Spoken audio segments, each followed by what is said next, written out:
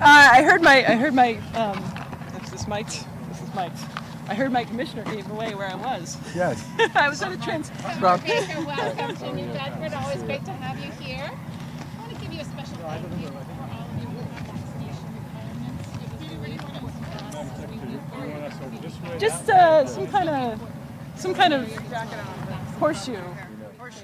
Like we did at the They tried to put tape down with names, but it didn't really work. All right, good morning.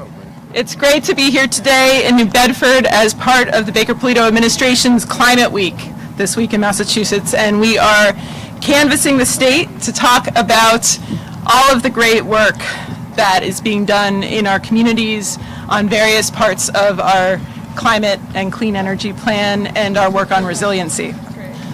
So far this week we've announced the first in the nation effort to establish a commission on clean heat, awarded grants for municipal clean energy projects through our Green Communities program, awarded over $10 million for land acquisition and park acquisition projects, and we have much more to come today and the rest of this week. I think we can't really talk about climate change here in Massachusetts without talking about this key clean resource for us, offshore wind, and that's why we're here in New Bedford this morning.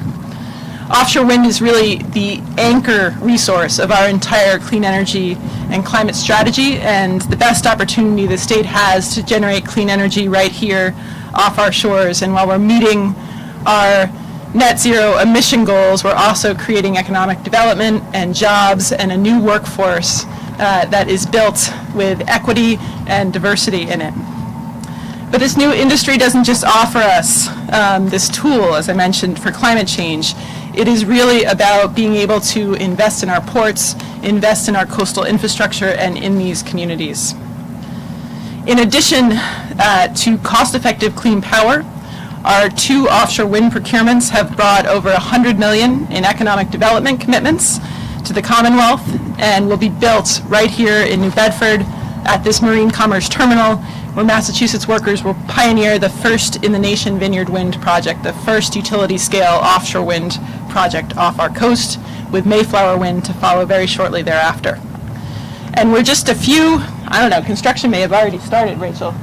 Vineyard wind they hit financial close last week and are beginning onshore construction and moving to offshore construction next, and I'm sure you'll hear more about that. But one of the key pieces that allowed us to move forward with this industry was legislation in 2016, bipartisan legislation signed by Governor Baker that authorized clean energy procurements, the investments that had gone into this port, and then all of the work Massachusetts has done to build this workshop and to build this workforce, and many of those partners are here today. And I think that's really a testament to the idea that on any of these climate problems, you go much further if you go together. So I am going to turn it over to Governor Baker, and we will talk a lot more about offshore wind, workforce, and ports going forward.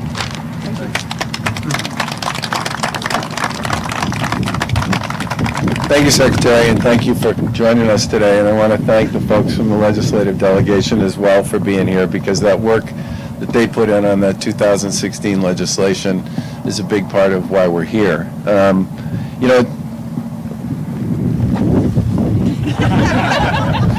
What do you think? Is this a pretty good place for wind, yes or no? I think from our point of view, this is one step in what has been a long journey that we believe will continue to move forward with increasing momentum going forward. I've talked to Secretary Theorides and Lieutenant Governor and many others about the fact that we passed that legislation over 5 years ago. And, it's hard to be first. I think in some respects, in this particular instance, Massachusetts was the first state to pass a pretty comprehensive piece of legislation on this. We were the first state to put a bid out on the waters off the Atlantic, and we were the first state to get a really great price on a deep water bid proposal. And that created sort of a domino effect with a whole bunch of other states immediately following suit, and at this point in time there are many gigabytes of offshore wind that are somewhere in the federal approval pipeline at this point, which is great. It's great for the environment, it's great for the economy, and it's great for the country. And but the problem being first is everybody looks at the federal level at us as the precedential decision maker, and there are many issues associated with getting from the idea to actually implementing it, and I do believe at this point we've put many of those behind us, and I expect and anticipate the process from this point going forward will move a lot more quickly, which is going to be a really good thing. And that's a big part of why it's important for us to make sure we take full advantage of that now that we've made significant investments in the port that I believe are unparalleled compared to, you can't find the work that's been done here anywhere else on the East Coast yet, and make sure that we have the workforce that's necessary to actually make sure what happens onshore and offshore benefits the people of the Commonwealth and delivers on many of the economic objectives that come along with the environmental ones. And that's why it's great to have the folks from Bristol and Mass Maritime here with us today, two of what I expect will be a number of partners that we'll work with to make sure that the workforce is there and that there are people who are qualified to take the jobs that this will create. I will say this, I think the opportunity here is profound. We're talking over time what could be hundreds of thousands, millions of households here in the Commonwealth that would be powered by the power that's generated by these projects off these shores, and do so in a way that will replace what would have been literally astonishing amounts of greenhouse gas emissions. And for us, as I said, it's been a long 5 years, but I do believe that the process of being first almost required that it would be long for us. And I do think at this point you're going to start to see a significant amount of momentum pick up as the feds get comfortable with this, as others get comfortable with this, as the bids continue to move through the process, and as people actually get into the business of constructing and delivering on this. So we're very excited about where we are. We're really excited about the future, and mostly we're thrilled that the project that we worked on back with the legislature in 2016 has turned into such a game changer with respect to wind as a viable environmental and economically competitive alternative off the coast of the United States of America. It's a pretty big deal, and I fully expect that it will be a very big deal over the course of the next 5 to 10 years. And with that, I will turn it back to the Secretary.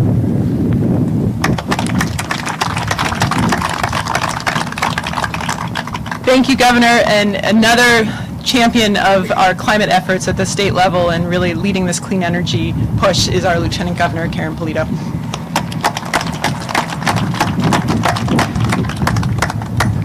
Good morning on this windy day. Happy to be with all of you, and very happy to be with our colleagues in state government. We see Representative Markey, Representative Cabral, and Schmidt and Hendricks here. I also want to thank our academic partners and Admiral McDonald from Mass Maritime, President Douglas from Bristol Community College. I see John Quinn from UMass Dartmouth. It's a pleasure to be with all of you. I want to talk just briefly. I know the governor speaks about the investments in the port, in the places along our coastline to service offshore wind, and the project it brings incredible opportunities to our Commonwealth's innovation economy. But the key for Massachusetts and our success really hinges on our ability to invest in people. Invest in people in the way that will help us create the talent and the skills and abilities to service this incredible industry. An industry that spans across various phases, including manufacture and assembly for it, the construction and installation of it, the operations and maintenance and support services for many, many years to come. And as the governor says, when you start something new here, it does take a collaborative effort in order to do this right. And we can't just think that we're going to call up people with the right skills and be ready to service it.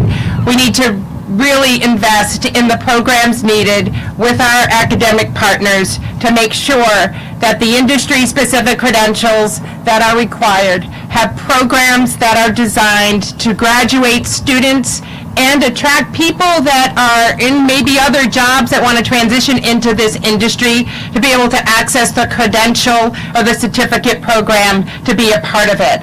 We need people of all abilities. We need our trades and our metal workers and electricians. We need our engineers. We need meteorologists. We need vessel machinists. We need incredible people that will have the courage to go out into the deep sea and service a turbine up hundreds of feet. This is an incredible opportunity, and to think about the people of our Commonwealth that will be a part of it starting now and into the future is an incredible opportunity. To build out a diverse and qualified, quality, skilled workforce is something that I am very passionate about as the chair of the STEM Council, as well as the chair of the Seaport Economic Council. And I couldn't be happier for the South Coast region of our Commonwealth to really call the blue economy its own and to power up the workforce skills that are needed to service it for many years to come. Congratulations on this milestone, but know that we have a lot of work to do to get this right. Thank you.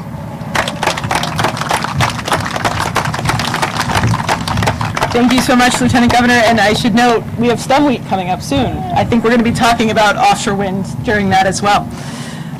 Next, I would like to introduce Jennifer Deloisio, who is our new CEO of the Massachusetts Clean Energy Center, stepping in for Steve Pike.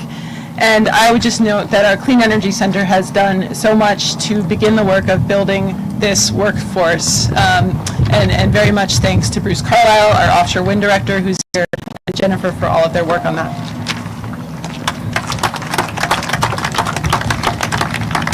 Good morning, and thank you for being here today. A special thanks to our terminal management team, Greg Dolan and Jeannie Hood, who host us today. Thank you to the Lieutenant Governor Polito and Governor Baker and the Secretary for your remarks and for your support of offshore wind and workforce development in the Commonwealth. The Baker-Polito administration's policies and actions have paved the way for a nation-leading offshore wind industry in Massachusetts. I also want to acknowledge the legislative delegation, who have been important partners in MassCEC's offshore wind efforts, most recently lending their support for additional funding at MassCEC to increase our workforce development programs. The New Bedford Marine Commerce Terminal is the only existing facility purpose-built for offshore wind. This was an early investment that's paying off. In fact, behind us you can see those two ships that are here doing survey work for offshore wind developers at this time. It's appropriate that we're here during Climate Week. Offshore wind will be a critical, important part of the Commonwealth's energy future and reaching the goal of net zero emissions by 2050. As we work to build this offshore wind industry, we will need a well-trained and diverse workforce. The Commonwealth is working to identify and implement workforce development strategies and programs to ensure that Massachusetts workers have the skills, training, and certifications necessary to participate in the offshore wind industry. I'm thrilled to be here today for the release of a new offshore wind workforce report. Building on a 2018 workforce needs assessment, MassCEC worked with BW Research Partnership to better understand the specific offshore wind job needs and assess the local labor supply, identifying areas of strengths and areas where more work is needed, including a focus on priority communities to ensure that we have equity and diversity front of mind as we build this new workforce. This report also looked at the efforts underway in other Northeast states on offshore wind workforce programs and highlights that Massachusetts is leading the way with 7 out of the 12 offshore wind specific training programs right here in the Commonwealth. This research clearly demonstrates the scale and potential of offshore wind job creation and reinforces that while Massachusetts has a highly skilled and capable workforce, a certain degree of upskilling, retraining, and additional support will be needed for Massachusetts workers to take advantage of these new opportunities. This work is informing MassCEC's workforce strategy as we look to build and grow programs and jobs that are offered to all of our workers, focusing on reducing barriers and increasing access to opportunities for training and education in offshore wind. Together with Vineyard Wind and Mayflower Wind, MassCEC has invested more than $4 million in offshore wind academic and training programs at institutions like Mass Maritime Academy and Bristol Community College's National Offshore Wind Institute. Facilities like these will be cornerstones as Massachusetts continues to lead the nation in workforce training. I want to acknowledge BW Research Partnership and our Offshore Wind team at Mass CEC for their hard work on this report. Mass CEC's workforce efforts are not a short-term investment, just as climate change is not a short-term problem. We are investing in cleaner, healthier lives and economic opportunities for the people of the Commonwealth. Thank you.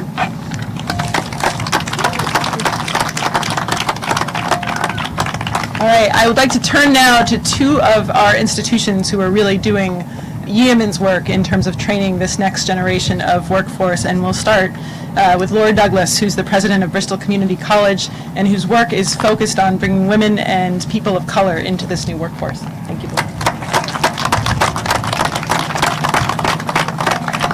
Hello and good afternoon. I'm Laura Douglas, president of Bristol Community College, and I would like to thank Governor Baker, Lieutenant Governor Polito, Secretary Theoretes, Jennifer Deloisio, Michael Brown, Rachel Pachter, and the legislative delegation for your unwavering support for Bristol Community College and the National Offshore Wind Institute that we like to call the NOWI. The offshore wind sector is poised to create thousands and thousands of job opportunities across a wide range of industries, and it is critical to develop a local workforce and infrastructure to support this industry. The NOWI will provide the needed workforce development, focusing on required certifications, skills, and knowledge for jobs in the offshore wind sector. I know I share the vision, like the other speakers here today, to ensure that Massachusetts will be the epicenter of the offshore wind industry, and the NOWI will support this industry and its supply chain to grow here in the Commonwealth.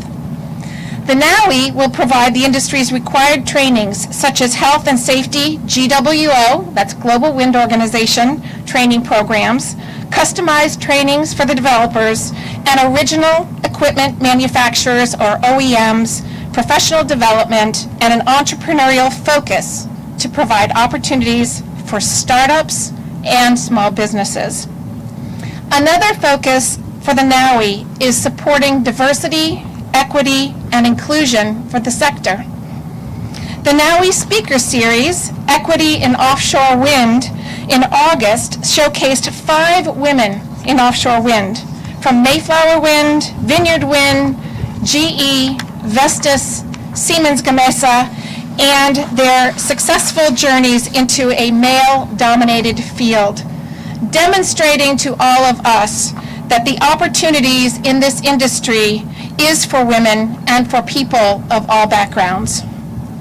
Today, the NOWI is developing a communication campaign which will identify career and training opportunities into offshore wind. Bristol, with Old Bedford Village, Denison Memorial Community Center, Positive Acting Against Chemical Addiction, or PACA, and the New Bedford Girls and Boys Club will reach residents with a special focus on our underrepresented populations.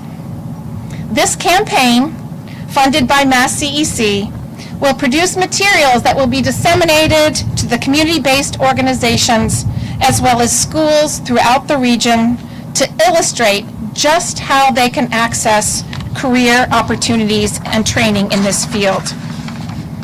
Partnering with Mayflower Wind on this diversity, equity, and inclusion program and its workforce development programs, Bristol will ensure that our pathways are comprehensive, up-to-date, diverse, and focus on a wide variety of occupational opportunities. Massachusetts is the critical link to the sector's success, and its strength is in its strong partnerships, such as Bristol's collaboration with the Mass CEC and its support for the NOWI. Also here in southeastern Massachusetts, we have the very forward-thinking Connect for Wind partnership between Bristol Community College, UMass Dartmouth, Massachusetts Maritime Academy, Bridgewater State University, Massasoit Community College, and Cape Cod Community College that provides a network of public higher education institutions that work together to offer academic and workforce development programs to support this industry and the supply chain. Bristol also impacts the local workforce by offering its academic offshore wind program through early college and dual enrollment opportunities such as the ACE-MV project with Vineyard Wind and Vineyard Power at Martha's Vineyard High School. Last, but certainly not least, I want to thank and recognize the Bristol Community College Board of Trustees, led by Chair Joan Medeiros, if you'd raise your hand, and the Bristol Community College Foundation, led by President Tom Murray, if you would raise your hand, for their early vision of how our college could play a significant role in launching the offshore wind industry for the Commonwealth. As Governor Baker alluded, it's not easy being first. Their determination and unwavering support for Bristol's National Offshore Wind Institute is to be commended. It is through their backing of this effort that we are able to position the region for a competitive advantage in U.S. offshore wind. So thank you for coming today to celebrate Climate Week here in New Bedford. And we know that during Climate Week and beyond, we will all be championing Massachusetts in its leadership in renewable energy and in offshore wind. We so appreciate your support. Let's have a great future here in offshore wind. Well, the wind is picking up. For another institution that has a significant first is our Mass Maritime Academy, as the first in the nation to have the global certification for its wind safety training program. And to talk more about this, I'll introduce Rear Admiral Francis McDonald. Thank you very much, Secretary Theoharides, and it's just wonderful to be here. Massachusetts Maritime has long been known for producing mariners that serve our merchant marine across the globe, and also for producing energy engineers that run the power plants throughout the Commonwealth and the nation. This opportunity is really the nexus of those two industries, and we're very, very fortunate to be a part of it. But I have to tell you, I am only able to stand here because of the folks behind me. And this is a moment here in New Bedford that we should all be very, very proud of at a time when partisan rancor seeks to even crush our democracy. It's this administration and this legislature going back to 2016 and continue to work on it moving forward that built these programs to produce the seed funding to make this all happen. So we're proud that we're able to cut the ribbon on the nation's first training center back in 2019. We're very, very proud to have folks like the iron workers and the pile drivers already on campus getting trained for this industry. And we are really proud of our role as a public university to reach into those folks that otherwise don't have these opportunities. And much like our partners, Bristol Community College, we have a commitment to change the face of this industry. And that has already been happening because of some of that seed money, including from some of the developers, including Mayflower and Vineyard Wind. Our middle school programs this summer included offshore wind. Participation was over 50% by young women, and our Gateway City programs are off and running. So I really stand here humbled and just in an opportunity to say thank you to everybody. And now because of this work, we have a force multiplier in front of us. And as President Douglas just said, next month we will expand the MOU that included 3 schools back in 2018 to include the 6 public institutions here in southeastern Mass and Cape Cod. And folks, you get the power of the community colleges and the role that they have played in workforce, and you have the power of the associate's degree, the 4-year degree.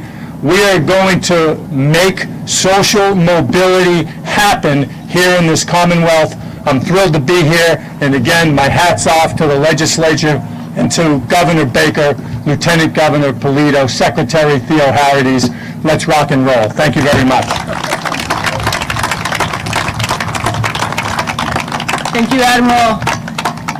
So, as the governor said, going first isn't always easy, and I'm not sure there's anyone who knows that any better than Rachel Pachter, who's here to talk about the Vineyard Wind project. Thank you, Rachel.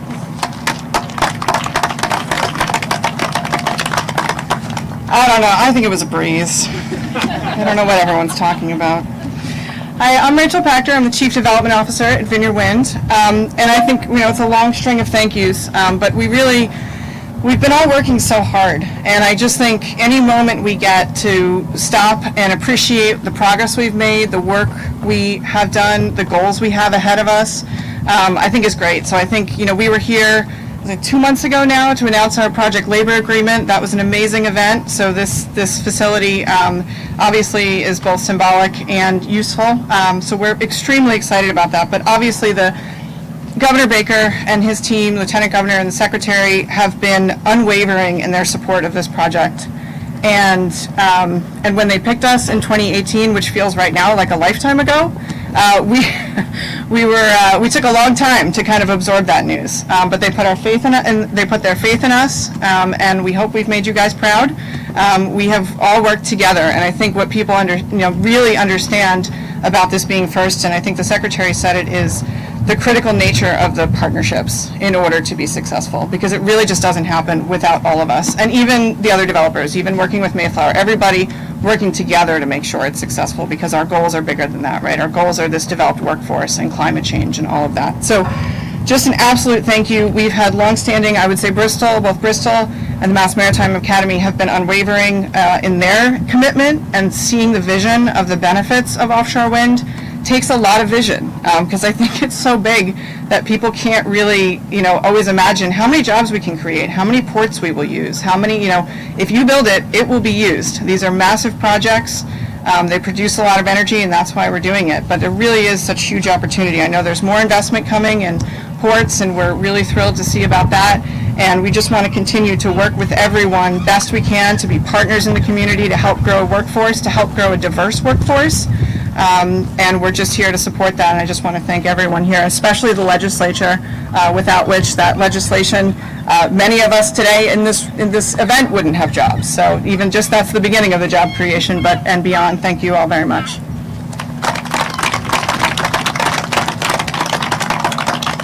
Our next 800 megawatts of offshore wind are coming to us from Mayflower Wind Project, and here to talk a little bit more about that project and the opportunities ahead for the Commonwealth is Michael Brown, the CEO of Mayflower Wind.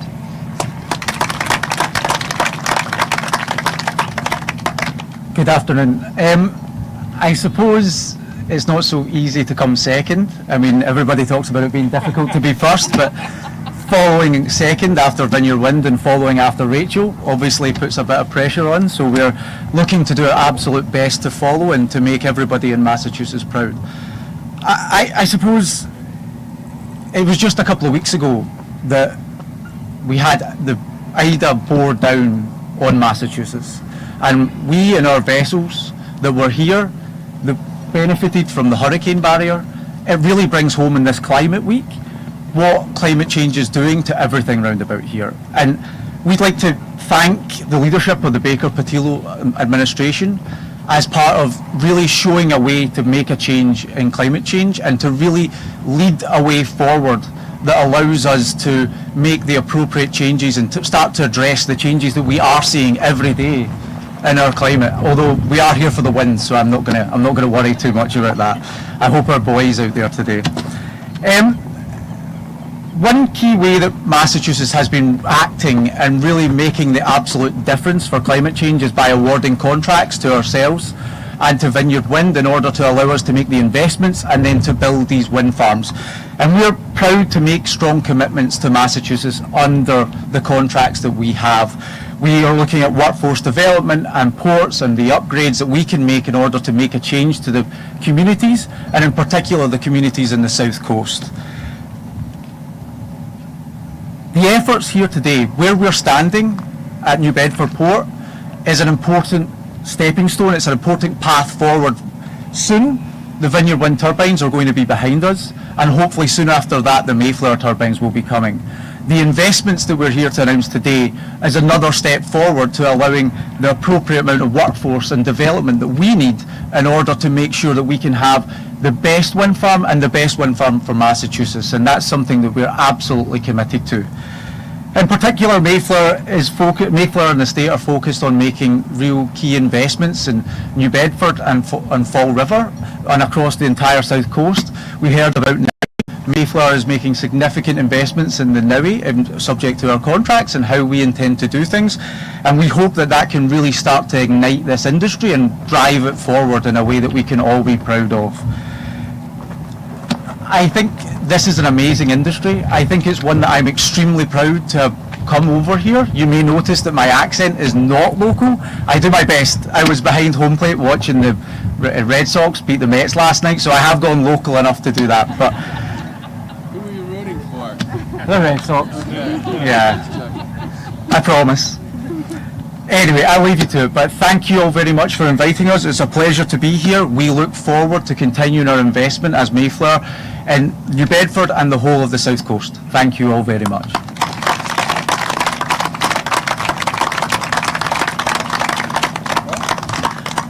Our legislative colleagues have been true partners and leaders in this effort, and we are so thrilled to continue that work with them on the go forward as we look at what does updating the authorization look like, what are the changes that need to be made to keep this industry strong here in the Commonwealth.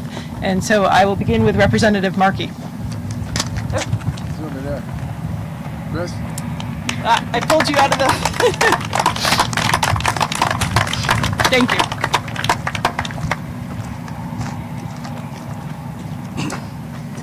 I'm coming out of the bullpen. You'll have no idea what that is, but that's okay. I just want to address one other thing that a couple people have spoken about, and the Real Admiral spoke of, is the ability of our government in Massachusetts to actually work together. The fact that we're actually mentioning it is troubling, but it's taken for granted. And I think it's taken for granted because of the efforts of the Lieutenant Governor and the Governor. I have said this before to anyone who asks. By far, we have the best governor in the country. He has been able to balance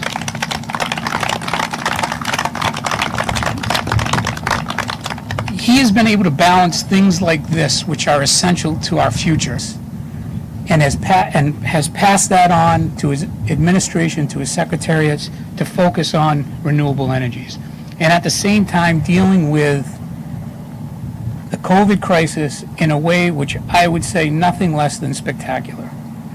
And the consistency, the maturity, the deliberation, the thoughtfulness for all of us has been unseen anywhere in the country.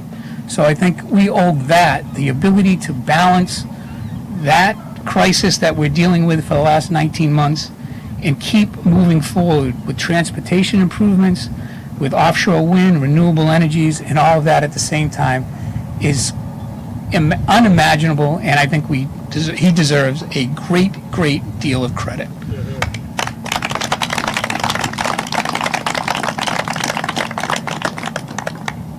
This project, this facility is essential.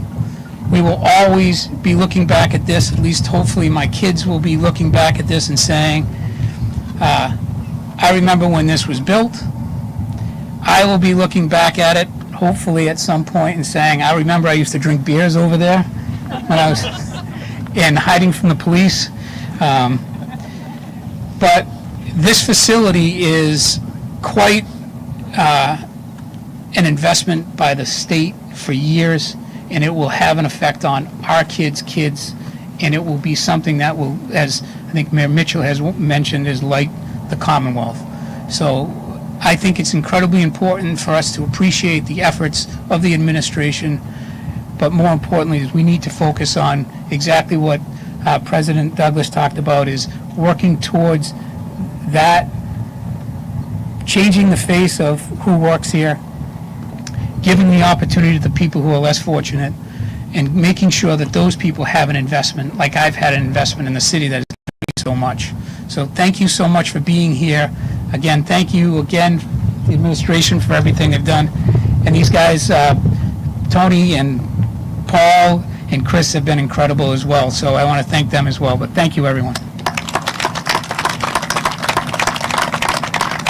Next up is Representative Cabral, who is a fierce advocate for his communities. Going out of order here.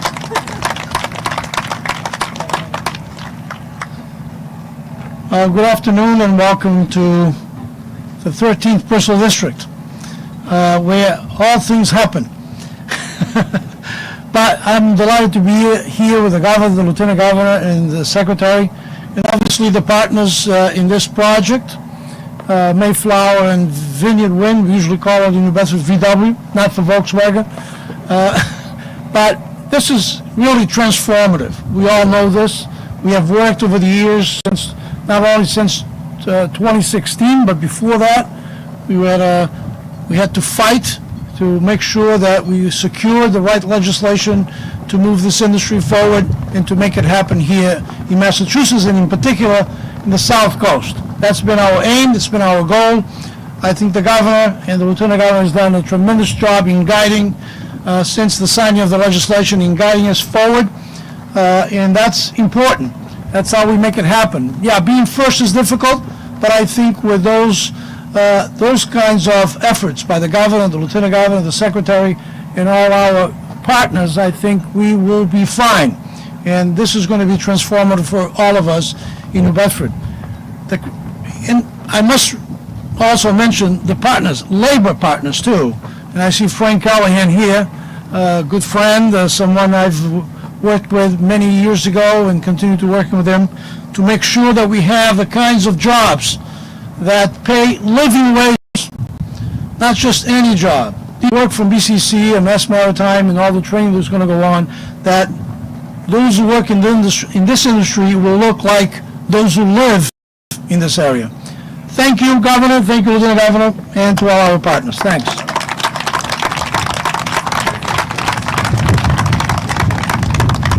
Another key legislative partner, I'd like to introduce Representative Hendricks.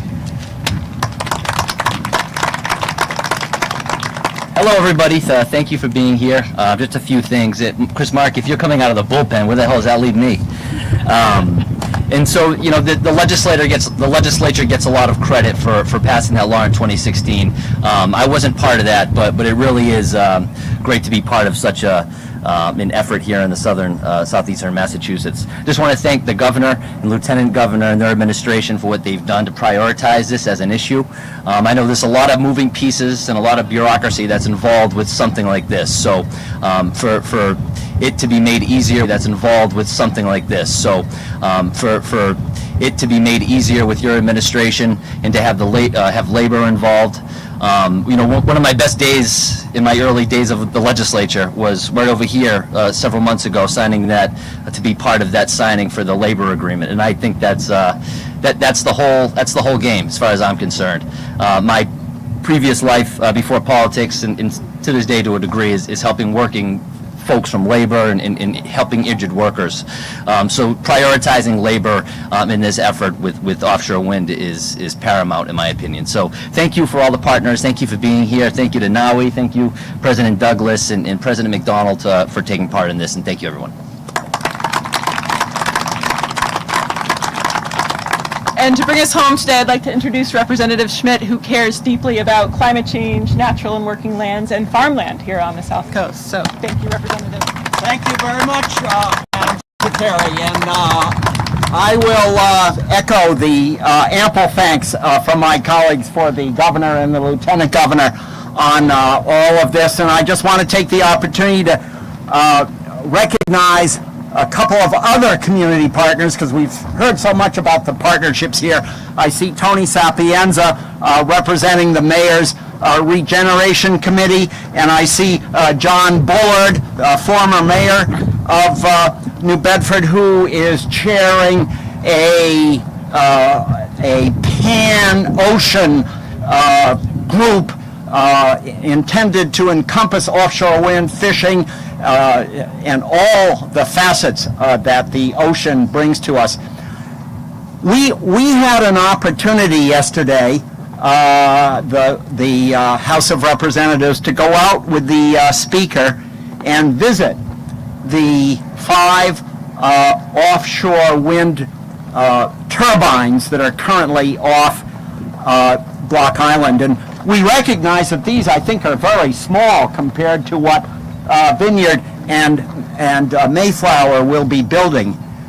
But it really brought home to us the jobs that are going to be needed to build and maintain facilities such as are about to go up.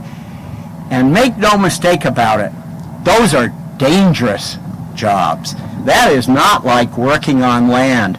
And I think it's just so reassuring to know that we have this partnership of Mass Maritime, BCC, UMass Dartmouth, and the other community colleges in the area who are just going to make sure that these great, good-paying, long-term jobs are also safe jobs. So thank you very much. Thank you.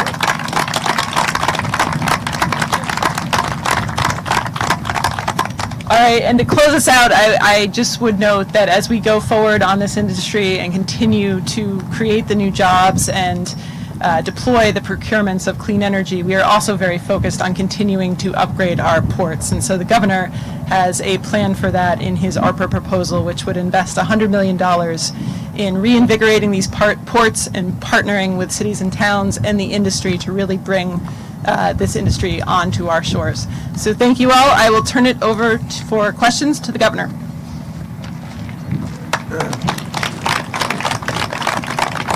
Questions?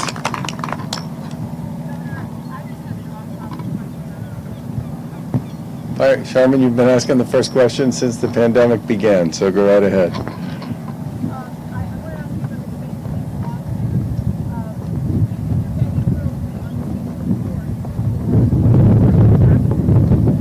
Well, one of the reasons we made the decision to move forward with a vaccine mandate for executive branch employees was the amount of time that a lot of our workforce spends working with the public in a very face-to-face and physically present way. And we thought it was important to not only make sure that our folks were vaccinated to protect themselves and their families, but also that would be protection for the people that they deal with every day. And I fully expect that there will be some back and forth associated with all this, but we made sure when we put this together that we did it in such a way that it would meet the legal requirements associated with pursuing something like this. And I guess what I would say is we're looking forward to making sure that everybody who works on the executive branch side of things is vaccinated, and I'm sure we can figure out a way to get from here to there with pretty much everybody.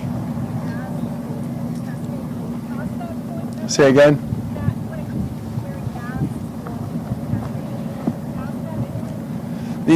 There's a lot of research that's been done on the testing stuff, and it's a terrific surveillance tool in certain circumstances. I think the concern I have with it as an alternative to what we proposed is I really want people I want people who deal with the public. I want people who are face-to-face with public folks who work for the Commonwealth to be comfortable in knowing that those folks are vaccinated. And I think that in some respects is sort of our primary objective here. It's good for I happen to believe it's good for the employees and their families and their neighbors and everybody else they come in contact with.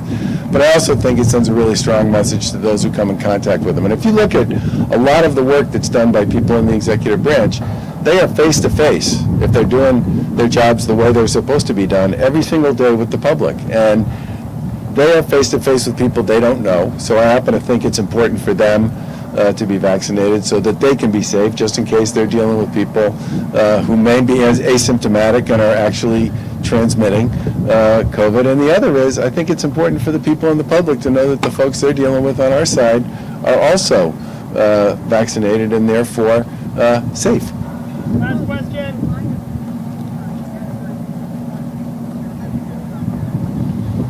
I'm not familiar with that particular initiative, but obviously there are ongoing conversations that are going on between all of the unions and our administration on the details. And that's appropriate and I think necessary.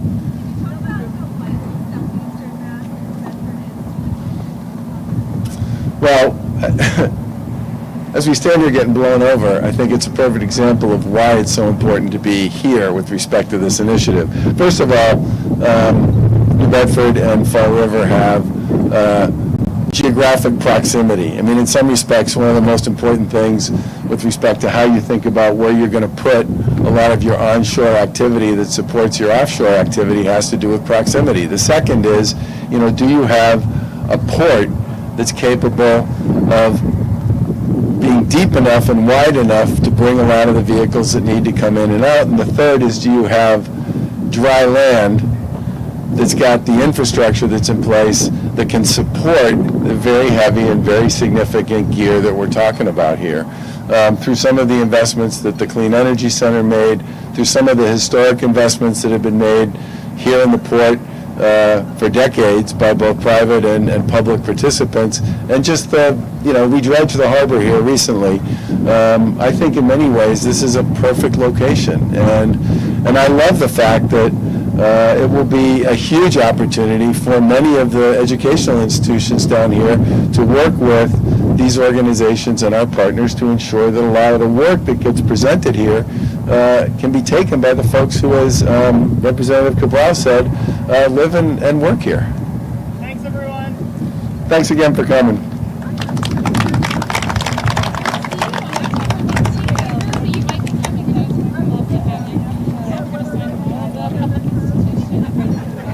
No, but thank you for asking. Thanks.